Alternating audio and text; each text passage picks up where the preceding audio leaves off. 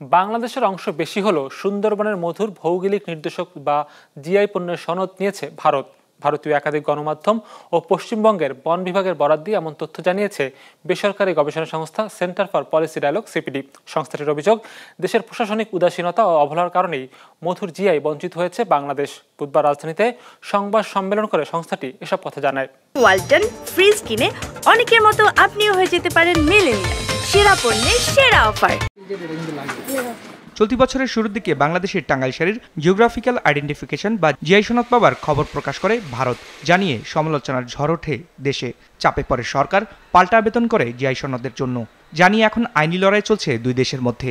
সেই বিরোধ নিষ্পত্তির আগেই নতুন করে খবর এসেছে সুন্দরবনের মধুর ভৌগোলিক পণ্যের সনদ ভারতের দখলে যাবার। সিপিডি বলছে, বাংলাদেশের প্রশাসনিক অবহেলার ফল ভোগ করছে ভারত। আমরা যদি নিজেরা প্রোঅ্যাক্টিভলি আমাদের দেশের যে ঐতিহ্যবাহী পণ্য রয়েছে সেগুলোকে যদি ভৌগোলিক নির্দেশকের আওতায় এনে আমরা রেজিস্ট্রেশন না করি, তাহলে আমরা কোনোদিনই আমাদের নিজেদের পণ্যকে কিন্তু নিজেদের বলে দাবি করতে পারবো না। এইগুলোকে আমরা একের পর এক যদি আমরা তালিকাভুক্ত করে এগুলোকে জিআই এর আন্ডারে না আনি, তাহলে কিন্তু সবাই নিয়ে নেবে। 10,000 কিলোমিটারের ম্যানগ্রোভ বন সুন্দরবন। এই বনের 66% পড়েছে বাংলাদেশের মধ্যে, বাকিটা ভারতে। শুধু আয়তনের দিক দিয়ে নয়, বনের মধু আহরণেও এগিয়ে বাংলাদেশ। জানা গেছে, গেল বছর এই বন থেকে 400 টন মধু সংগ্রহ করেছে বাংলাদেশ, যেখানে ভারত সংগ্রহ করেছে 157 টন। তবে এখন ভারতকে জিআই সনদ দেওয়ার ফলে বাংলাদেশি মধুর বাজার ছোট হয়ে আসবে বলে শঙ্কা সিপিডির। তাদের মতে এর ফলে বঞ্চিত হবে দেশের মৌয়াল জনগোষ্ঠী।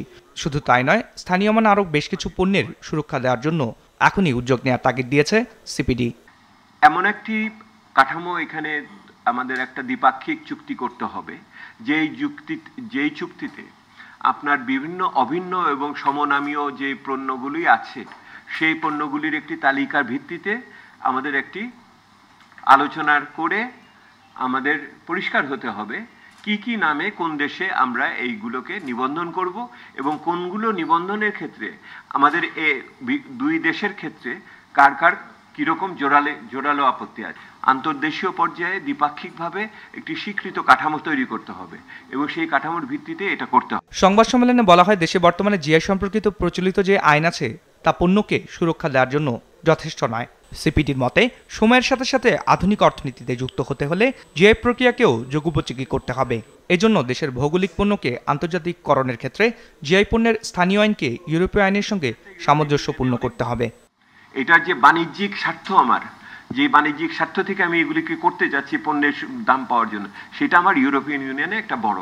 আর ইউরোপিয়ান ইউনিয়ন যদি মারে, তাহলে আমার উত্তর আমেরিকার বাজারও একই রকমভাবে অস্ট্রেলিয়া, কানাডা ইত্যাদি বাজারও আমার কাছে আসবে। অনুষ্ঠানে বলা হয়, দেশে বিদেশি বিনিয়োগ কমার অন্যতম প্রধান কারণ মেধাস্বত্ব আইনের মাধ্যমে পণ্য সুরক্ষা দিতে না পারা। রায়হান শোভন, বিজনেস রিপোর্ট, মাছরাঙা টেলিভিশন।